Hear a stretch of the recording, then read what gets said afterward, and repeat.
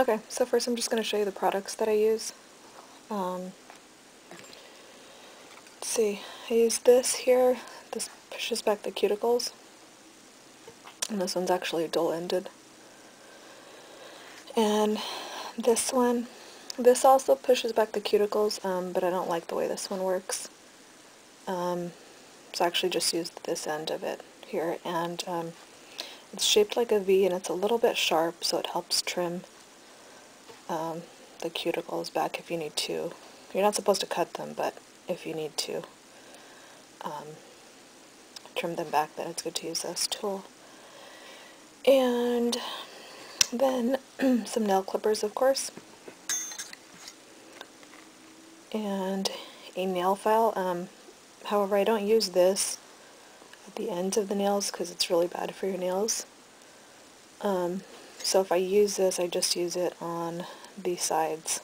But I also follow it up with using this nail file, and this is actually the nail file that I use on the ends of my nails. And I forgot what this one is made out of. It broke. But you're supposed to use they're either glass, ceramic, or I think the third kind is sapphire. So those are the best to use on the ends of your nails, so that way they don't split. And that's how I've been able to grow my nails out fairly long. And then I also use one of these. It's the four-sided block. So it just tells you, what the steps to use them in order. And then I use this also, and this is actually the one that I use to remove, because I get ridges right here where my nail grows out. So I use this, and I could use this for it, but I just feel that this one's a little bit easier to use, to go across. It's a little bit just easier. And then I also use this Burt's Bees Lemon Butter. And then I also use this tool here. I just use this end of it. Now this is actually not a nail tool. This is to this is to pop zits, but I use this end of it right here on this area. So I'll actually go through all of the steps.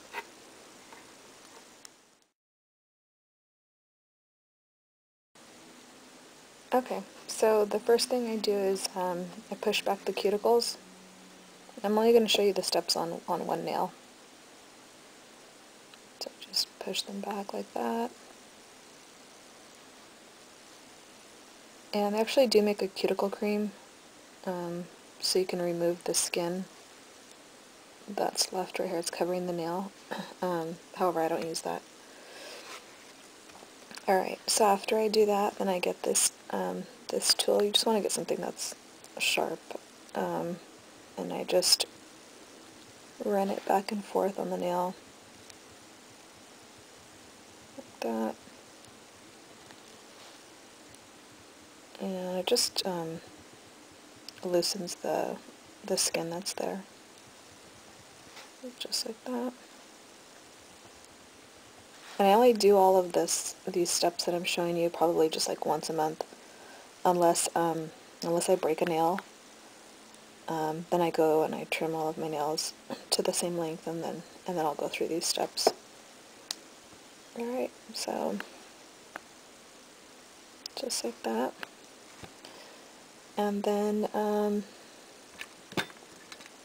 so if there's something that's not lifting up, like right there, I just go through with the tool and just run it through like that, and it just cuts it off. I don't know if you can see that. It's kind of gross. Alright, and then the other thing that I use this part for is right here. There's some nail growth right there.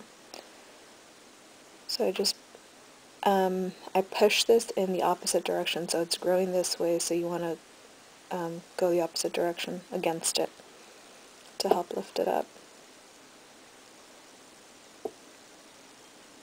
Like that. Sometimes it doesn't lift it up like it did right now, so if it's sticking up, then that's when you want to go through with your nail clippers and then just clip that off. But you do have to be careful because you can cut yourself using that tool. So once that part is done, then You want to do the other side, of course, but I'm not going to do that. So I just get this nail buffing tool, and I don't know, I guess you can just get these at a nail shop. I just get these, at a nail supply store. I get these from my nail shop when I go to get a pedicure. They always give me this, and then the nail file, and then the tool that they use to smooth out the bottom of the feet. They always give those to me, so I have tons of these. So just right here where the ridges are, I just go through. So I'm just mainly concentrating like the pressure on the end there where the ridges are. Just going back and forth. So not going this way, just going this way because you just want to concentrate it on that area. Unless, of course, this is the first time that you're doing it and you have the ridges all along your nail, then, then you can go that way. Might be easier or quicker. Alright, so now it's smooth. Okay, so the next thing I do is I just come along the edges here and I just smooth it out. Like I said, you only need to do this probably like once a month, just so to straighten it out. And then if you get any growth right there, then that's the main thing that you're smoothing out. So like I said, after you use that, then you go along with this. Because sometimes I will, if I don't use this tool, I did stop using it for a while, and then my nails kept cracking right here on the edge, and I couldn't remember why, or I couldn't figure out why, and then I actually had seen a tutorial where they were using this, and then I remembered, oh, I stopped using it, so I started using it again.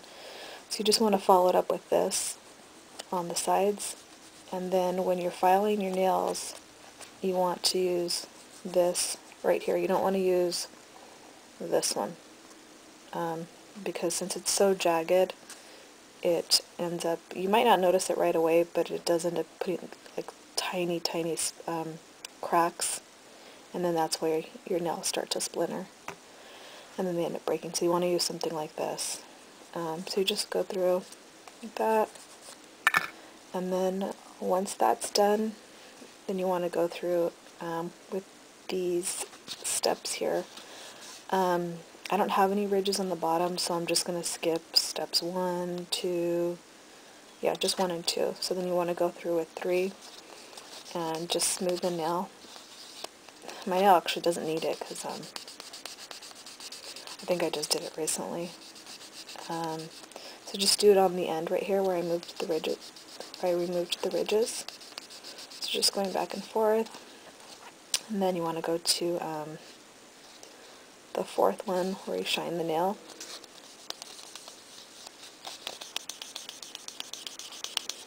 I don't even feel like it's working because I just did this recently.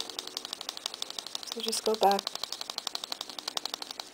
go the length of the nail, and then go the width of the nail. So just like that. I don't know if you can see, it's a little bit shinier. Okay, and then I just follow that up with the Burt's Bees. To just rub that along the cuticle area, just like that. So what I always do is I actually always carry the Burt's Bees lemon butter and then my nail file with me at all times. So that way, I usually do this like twice a day, once in the morning and then at night before I go to bed. But if I forget, then that's why I carry it with me. And then you always want to carry your nail file with you just in case you break a nail. So you don't want to have to use a regular nail file, borrow it from someone else, because it's most likely they're not going to be using this kind, and then you're going to end up damaging your nail even more. So anyhow, those are all of the steps. It's really simple, but if you have any questions, let me know.